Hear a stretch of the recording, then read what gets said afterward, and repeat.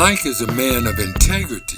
He attended South Dakota School of Mines in Rapid City, South Dakota. Learning how to be disciplined and time management was a huge part of his day-to-day life. In 2020, things changed, and Mike had a different outlook on life, and he knew it was time for a change. Not being heard, he respectfully took a knee for his voice to be heard. Our title tonight, I Took a Knee for Equality, told by Mike Retland. Well, hello, Mike. How you doing today? Yeah, I'm doing great. Will, how you doing today, bro? Simply fantastic, and thank you for asking. I'm Yes, glad that sir. you answered the call, and I know Yes, that you're sir. going to tell us a little bit about your experiences as a Black man in a college that doesn't sound like it was quite suited for you, and you had to get over these obstacles, and you were going to explain to us kind of how you went about that. And before you really get started, sir, could you kind of give us a little bit about your background, like where you came from, things of that nature? Yeah, for sure, for sure. So before we get into it, first off, my name is Mike Retland. I'm a native of Aurora. My father and my mom's they met down here. My dad was in the Air Force, so they stationed him in Colorado Springs. I grew up 5 minutes away from the Aurora Mall, so I'm really familiar with the area. And played football. Football was like my jam. Football was my main thing. Was in football. I always was in athletics. So football, baseball, track, wrestling. I was an athletic type of cat. So So you're an athlete. athlete, come on now, Yeah, I come mean, on. really, that's what it sounds like to me. You can play a couple of sports. Yes, You know, sir. when Yes, they get sir. ready to play baseball or football, when they're picking who's going to play, I would guess your name got picked. They I want mean, you on their team. I try to be low key about it, but I'm a very competitive person. So That's they good. have me on their team. Start getting into some of the obstacles of this school that was your concern. Okay, for sure, for sure. Well, first and foremost, I went to school in Rapid City. It was called South Dakota School of Mines. The only reason why I went there was for athletics. I didn't know the school existed, to be honest, until they came up to my campus when I was in high school and they recruited me. Me and my dad took a visit. We really enjoyed the campus. You know how the coaches do when you're on recruiting trips. They try to gas up the school. They try to gas up everything. We went on some recruiting parties and hung out with some other athletes that were at the school. This is a Nike school. You know, I want you to graduate. When you get a graduation degree from South Dakota School of Mines, this is a Nike type of degree.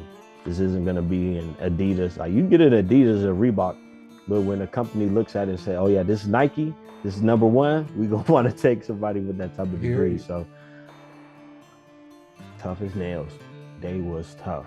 A lot of studying, a lot of late nights. Being a college athlete is a completely different atmosphere for a regular student. What is it like for an athlete that's on a scholarship and recruited by a school? What are some of the things, obstacles that you're up against? Athletes know this in any D1, D2, NAIA, JUCO. Being an athlete in college, that's your number one priority. Unless you don't want a scholarship. Hey, you could join a team, have a good time, you know what I'm saying? Be with some people that are a great experience. But if you are about the money, and not everything is about the money, but if you're about getting paid, because for me, like the scholarship was the main reason why I went to school. The main reason why a lot of athletes go to school is because of that scholarship money. So if you're not doing good in sports, you're not going to get a boost in the scholarship. I didn't get a full ride scholarship when I went there. I started off with a partial, and I worked my way up to get a full ride around my Okay. junior year. My schedule was wake up, workout, you got meetings all day, practice, go back home, watch film. Gotta watch film on yourself, watch film on the other team, so that when you get into the game, you're not out there looking silly, you're not out there looking sloppy, you're not out there getting punched in your mouth. So for my ACL in fall camp, and so that has set me back a year. Tearing my ACL was a great experience too because number one, it made me feel like a normal college student. I didn't have to go to meetings or games or practice or nothing like that because I was learning how to walk. To dedicate time for the books and the homework because if you're not doing good in the grades, you're not gonna get the scholarship neither. You can flunk out. You have to have a certain GPA to maintain your scholarship. So it's two jobs. And then if you have work study or if you have another job, that's three jobs. So it was an entire my time management was really pointing on key going into college. And so anybody that is aspiring to be a college athlete, man, work on your time management now. What was your ratio to black to the rest of the school? For sure, man. So our ratio throughout the entire school, man, it was slim to none. So Rapid City, South Dakota, or Rapid South Dakota in general, it's the Midwest. There's not a lot of black folks in the Midwest. The native population was essentially the black population down there in South Dakota. So even if you still go there today, you still see a lot of Native Americans that are getting treated poorly, getting treated like low class black people. The main reservations are down there. So they got kicked out of all their main land, and now they just stay in the reservations. And most of the reservations are in South Dakota and North Dakota, those different areas. This racism, this treating people less than, Yes, sir. where we're talking about how blacks could get treated, your experience was not only you being black get treated like that, but you're having an opportunity to see how other races are being treated like this. Right. And when you was in school and you're going through your own personal things and you're seeing how the Native Americans and what's going on with them, uh, how did that make you feel? How did you deal with that? You already know there's about 10 black, I count as many black Oh, people at come my school on. that's off my hand. Is So that teachers too? uh unfortunately, no. The only black teachers, faculty members that we Yeah. had on our campus that I can remember were only coaches. Around 10 black people that are at my school, and they're all there because of athletics.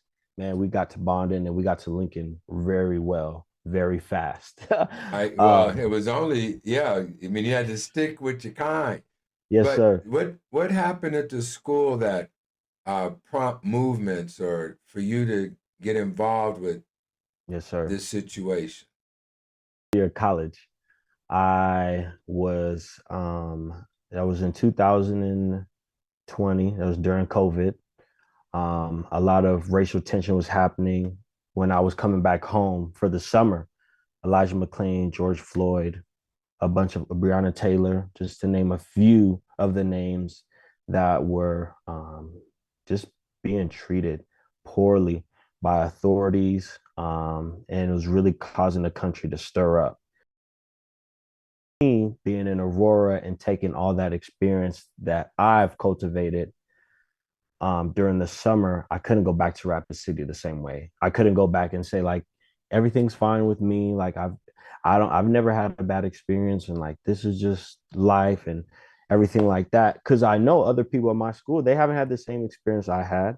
I know other women at my school hasn't had the same experience I've had because women in STEM, minority students in STEM, this means science, technology, engineering, mathematics. School, man, the population for Black people was I would say maybe 5%, maybe if that lower. The same. I couldn't go back to Rapid City the same way. And so during that time of all the heat that was going on, I had to go back with a different mentality on not trying to ignore the problem because this is happening. We're seeing this on the news. We're hearing about this from other friends, from other family members, from different parties. And I don't want to go back to school and be oblivious or say, like, oh, I don't know what's going on, right? When you know what's going on. When you say what's going on, I Yes, sir. mean, we can speculate what you mean, but can you kind of zero in just a little bit more on what do you mean when you say, I see what's going on? I can't go back like that the same way. What is Right. it that's going on? 2020, George Floyd was murdered. Um, Also during that time, Breonna Taylor was murdered by police officers.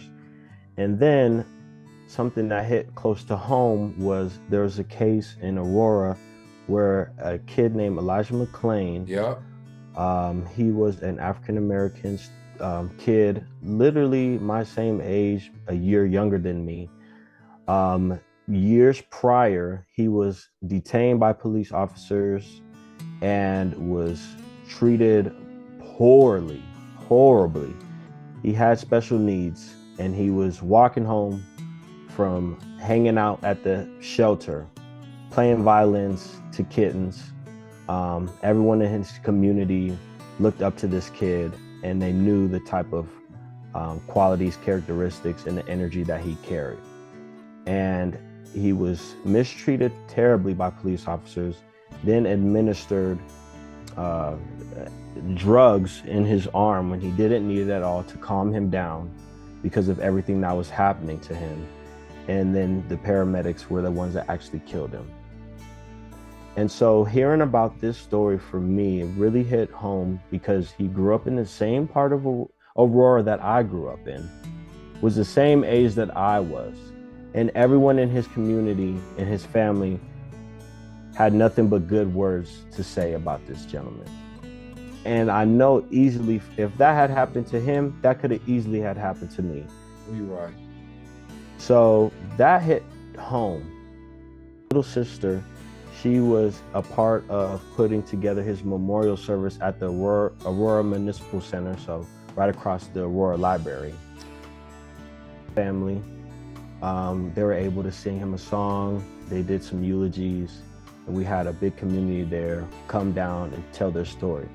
Taking that experience and having an active part to play in an experience like that, and hearing the stories and hearing how his family felt, and just being in that climate of that time, I definitely was rage, but a controlled rage. You know, I'm not going out there and starting to vandalize. I'm not going out there to do wrong. My new mentality and my new shift is, okay, take all this information that I have and apply it to my new home. When I was going back to college with this new experience, I wanted to host what was called the Black Experience for South Dakota. Wait, Because wait, it's not wait, a wait. Okay, I didn't mean to interrupt you, but yes, wait. sir. You just said there was about 5%, Yes, sir. and and now you said you wanted to do what? You wanted to. I wanted to host the Black Experience so my school can understand what it's like being a Black. Going into my senior year, everything of that nature was happening. And I remember talking to my fellow Black teammates about what was happening. And definitely the Colin Kaepernick situation of him taking the knee because of the social injustice that's been going on was a way that he could respectfully articulate what was going on. If people wanted to have a conversation about it, if people wanted to get into it, not any disrespect, but to really just have a great conversation, because people don't want to hear about what I have going on. People don't want to know about the Black experience. To my Black counterparts that are in South Dakota, we all knew what was going on. And they felt the same way that I did. I started hosting open forums during our fall camp and going into the school season before school started, open forums of us just coming together. It doesn't matter who you were, white, Black, woman, man, just please come and have this open forum so we can just talk and have a conversation. Not leaving their homes. They weren't leaving their dorms. They wanted to get in and get out. And so this was another way for us to just commune with our community, and was hosting these open forums. And then about a week or two into it, I asked my coach. My coach was, like I said, everybody knows what's going on. And me being a team captain on my football squad, I wanted to present this opportunity to my coach so that the other fellow players on my football team can come join this open forum. We had already had other athletics, women's volleyball, men's basketball, some people on the soccer team. I went to a D2 school, so we didn't have that many sports, but the people that showed up to our open forums were from these other groups of athletics. There were only football players that showed up were the black football players and our black coach. And That that's so, that's kind of what I was going to get to. Uh, there probably wasn't a huge black population in the whole city or yes, area or yes, state. yes. And when you were holding these meetings, I kind of want to get to that. Is it fair to say most of the black men, or I guess women too now, were Yeah. athletes? Yeah. So black women was man, I probably two black women in athletics in our school. What? The only women's sports we had were women's basketball and volleyball, golf too, but I think those were about the only track and field. We only had like four sports that had women in them, so there wasn't a large population of women. Trying to accomplish by bringing these people together and discussing these issues. I'm glad that you asked that because that's literally what my coach had asked. That is Okay. literally the conversation I had with my coach. He said, "What is your objective? What are you trying to get with it?" People don't have the opportunity to just share their feelings or share how they feel without getting put in a box or getting put in a label, right? If I can't clearly see what side you're on, so I can categorize you and put you in a certain lane, and I don't know what you're doing, then I don't want any part of it, right? Talked about this conversation. I had asked, I said, "Hey, coach, hey, captains, I want to come together and have this open forum and talk with you guys. I want, as you as a head coach, yes, I can promote my own black experience to my team, but it's going to be coming from you. It's going to be a message that is going to be a lot more loud and clear because you are a head coach of a football team, and you don't have to make this a requirement, but you saying, hey guys, Mike Retland, he's hosting this open forum to talk about the black experience and about what's going on in our society and our culture, because we all know what's going on. How about we can attend one of these black experiences and just to see where he's coming from. Football team know my character. They know who I am. They know the work that I put in on and off the field. They know that I'm a positive person. They know that I'm somebody that they can trust, and I'm not somebody that's just going to go out there and try to oppose my will or try to sow seeds of discord. Well, Right? it sounds like, young man, that you're a man with integrity. I don't really know your history about uh, the love of Christ or whatever, but integrity is a thing of righteousness. Something else I picked up on, it isn't so much as the school and what they were doing. You were trying to just open up people's minds from whatever part of the country you're from.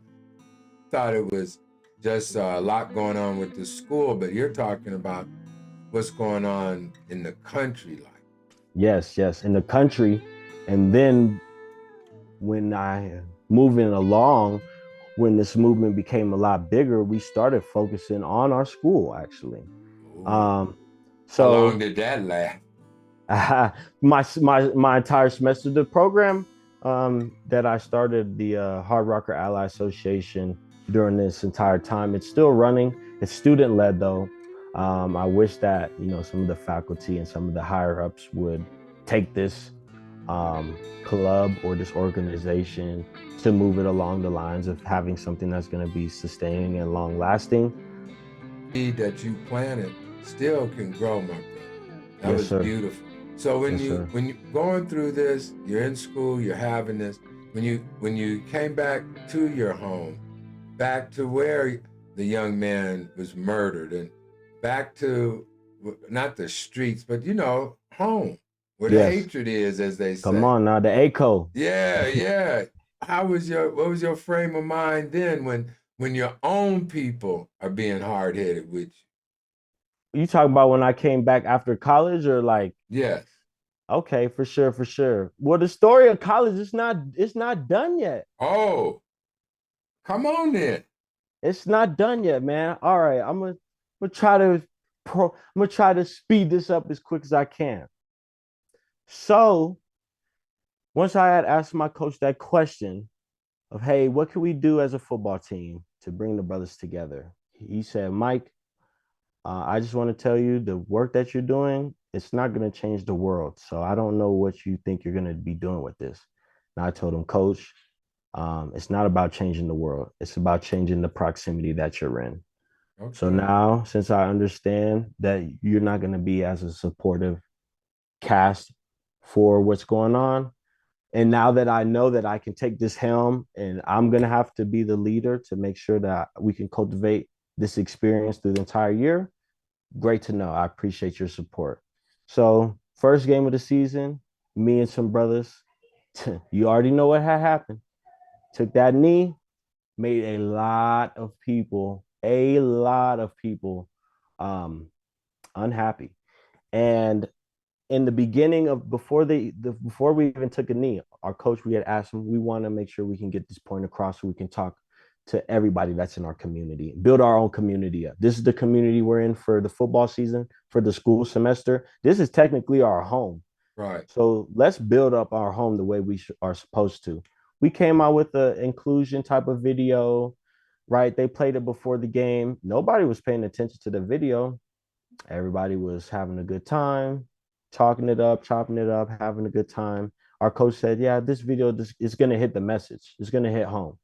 Didn't hit home. We took that knee. It hit home. The next day, had a meeting, or the founder for the nations for our college funds put a long message out on Facebook slandering us of what we're doing, has some foul words and language on what we were doing, didn't know what we were doing.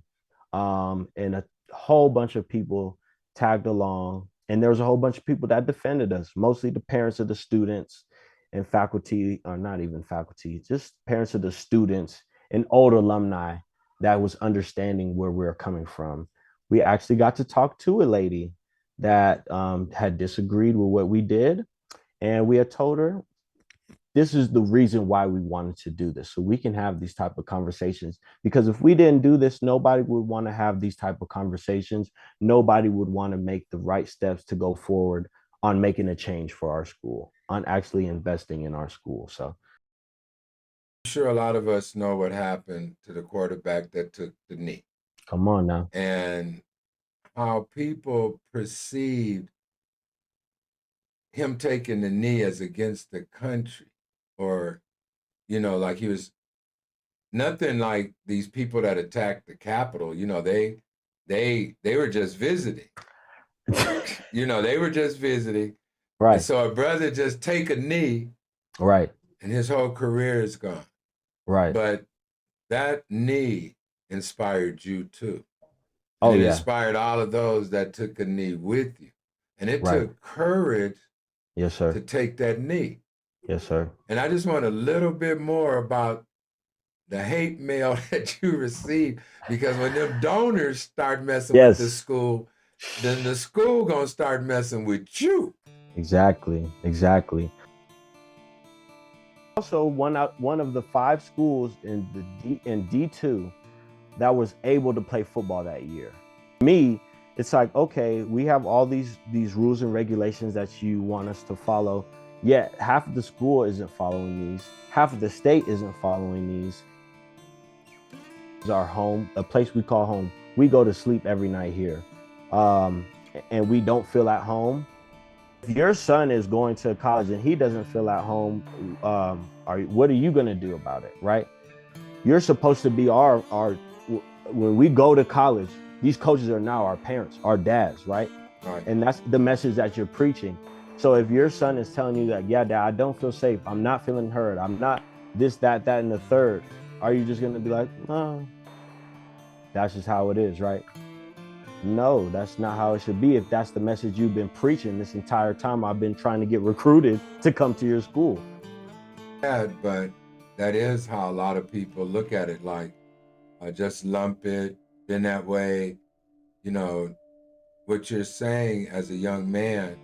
And I know you know by now, especially if you took a knee and all of that, you have to be careful on these things, because there's a lot of hatred out there, Got to. and So come on, I mean, you're gonna get me Yes. all hyped up here in a minute. Sorry, I'm sorry. No, don't be Man, sorry. first and foremost, I know God got my back. Hallelujah. So I know he has my back. He's gonna protect me. If they really hating on me that much and they want me off the team, so be it. Because I'm one of these star players on the team, and I know you need me more than I need you guys. Um, so that was my mentality going into it. A lot of other of the black athletes on our team were star players of the team. Okay. And so when it comes to trying to listen to us about football and about plays and about school, yeah, you're gonna listen to us. But when it comes to our real life and our real life experience, the black experience, mm, sorry, I don't want to hear that. Right? So you can't just take us just for sports and just for the GPA and just to make your school look good and not take us out fully. Like America. Come on now. I mean, you could run that down on employment. Yes, You sir. can, I mean, on every level. Talking to you as a young black man, it's really like the same struggles are still here, Come and on they're a now. little different the way they Yeah, approach it, right, but they're still devastating. They're still murdering people. You might right. not be hanging them in trees, but you're choking them out in the middle of the street now. Come on You now. know, that kind of stuff. And Come it's on now. just amazing that you took this stand, especially so far away from home. South Dakota's been my home for the last 5 years, the last 4 years. Most of my time in that period of my life has been in South Dakota. I already have um in-state residency because I'm getting in-state tuition. So like that's my home. Black athletes that were on my football team, they all looking up to me before the day of the game. Before we decided to take that knee, they all looked at me. They said, Mike, what we gonna do? Whatever you do, I'm doing that. Right. Whoa. Okay, Mike. So, and I was like, I try to talk to the coach. They're not trying to listen. This is the next step for us. Cause say we didn't take that knee. Then for me personally, I feel like they wouldn't have took us seriously. I feel like the attraction that we had after taking that knee wouldn't have happened. So after we had taken the knee and we started getting momentum, started talking to our president, started talking to these donors, started to talk to our athletic director. Hey, what's going on? What's the situation like? What's going on? I'm like, well, I try to talk to the coach to see what we can do. He wasn't making anything shake. Now we took some action and now things are starting to move along. Is was this coach the black coach? No, sir. Okay, because yeah, okay, help a brother out here because I was getting ready to get No, on no. him. We could have navigated through it better if I had more support, but I didn't have any support. This was a student-led organization from the get-go as well too. Because when we had brought this issue to our coach, nothing had happened. When we had asked about, hey, let's make this organization for our school called the Hard Rocker Ally Association for minorities. Can the school back us up? Can this be a part of the Diversity and Inclusion Center? Can we get funding for this? Sorry, this is a student-led organization. At a town hall with the governor of the state, actually. Um, the town hall was with a white football player, with my main man Dominic Jackson, and with the governor of the state. That's And the great. entire school was able to join. Jesse Herrera, shout out Jesse Herrera, director of the inclusion and equity for our school. After we started the organization, we're able to partner with the assistant director of athletics so that we can start running surveys for our school, seeing how students are feeling at the school. They ask you for your age, ethnicity, your grade level, different things like that. And during this study, we found out that um, the people that I took the study was about 80% Caucasian people. The rest were the rest were other men. Said they felt safe, they felt heard, they felt included, they felt like everything was going great for them in the school. The women in our school, regardless of race, and the minority students, international students, they didn't feel like their voices were heard at all. Especially women in our school, they feel like teachers and faculty members push them to the side. You're a woman in STEM. You don't know really anything. So we took tests, ran it, presented that to the board of our school, um, to see what we can do for our minority population at the school. We also partnered with the Rapid City Police Department because, like I said, we wanted to build up our community and not tear it down. And when people think of Black Lives Matter, or they think of people that are on this side of the spectrum and not our side of the spectrum, they think that we're just trying to discord and cause arguments and fights and riots. So what we did was we partnered with the Rapid City Police Department. So, Well, that's seemed to be the MO. Anytime a minority, and especially a young black one, yes, sir. anytime they try to do anything, isn't it funny how it's always you're the one presenting a problem? You're the Yes. one, you're just Come trying to on now. get along. Come And on like you now. said, you did the test, they don't feel safe. They feel like you're being pushed aside. And the truth of the matter is you are being pushed aside. You Right. are being ignored. And as soon as you try to get any leverage, there's going to be an attack. Yes. And I Yes. just can't get off this guy that sent this on the Facebook that was cursing at you and stuff. Yeah. What was his premise for being? What was he so upset about? I wish I could tell you, but I just can't. I don't know. I honestly don't know. I I don't don't think I I don't don't know. really think that a lot of people that harbor racism and bigotry and all that, I don't think they really have an answer outside of just hate. Right. They just Right. hate. Right. At the end of my senior year, I ran the a two-part open forum called the Black Experience, and I was able to invite two of the first African American gentlemen that had graduated from our school to hear their perspective and to hear their stories of going to our school, so that people can truly get the Black experience. Play football, one played basketball, and they both came at around the same time. They graduated at the same year. There was over 100 people that was joining the forum. In the beginning, there was only 5, 10 of us, What? brothers and sisters. And at the end, we had over 100 people participate. Congratulations. Yes, sir. And then I ran for the Student Leadership Hall of Fame for our school, so that there was another Black face. So the Student Leadership Hall of Fame, they put 6 people up on the main campus wall, and these are the leaders for the year. You can go do homework and you can see leaders from like 1980 to whatever the year is, right? So I wanted to run for that, so that then the next Black person that comes to our school, when they're feeling like they're not being heard, when they feel mistreated, when they're studying late at night in Surbeck, struggling to do homework, they're able to see my face on the wall and get inspired. Even for the Black parents that take trips down there, when they walk around and see like, oh, there's not a lot of Black students or a lot of Black faculty in this school, I don't know if this is gonna be a smart move for my child. Right. They're able to see my face and be like, okay, well, if he did it and he's a leader in the school, then I know my son or daughter can definitely do it. So, conducted in 2021, so I'm on there.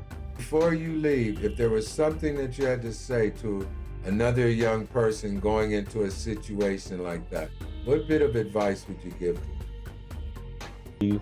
And you're here to be a change agent for change. Continue to be proactive, continue to find ways to make a change in your proximity or the culture or the environment that you're in.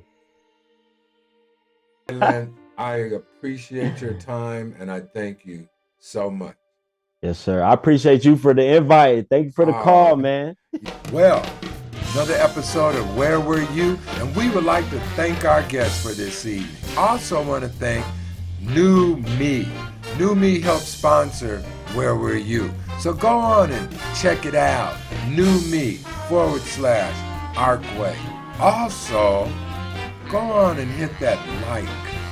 Go on and hit subscribe. Go on and hit that share. Go on and leave a comment. And if you find anyone that has a story, let me know. And hey, you bless someone today.